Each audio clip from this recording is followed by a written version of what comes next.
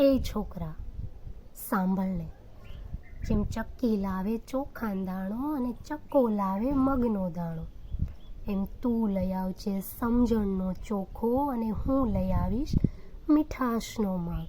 અને પછી આ બ્રેકઅપ અને પેચઅપની વનરાઈમાં આપણે બેય સાથે મળીને મીઠા પ્રેમની ખીચડી પકાવશું. અને હા, ગુસ્સાનો તપારો લાગતા કદાચ ક્યારેક આપણા પ્રેમની ખીચડી બળી પણ જાય, તો બેય થોડુંક અવગણીને ખીચડી ખાઈ લેશું. અને જરૂર લાગે તો પાછી એટલી જ લાગણીથી પાછી પકાવી પણ લેશું. શું પ્રેમની ખીચડી, શું કહેવું તારું? અને હવે એમ ન કહેતો કે મને ખીચડી નથી ભાવતી.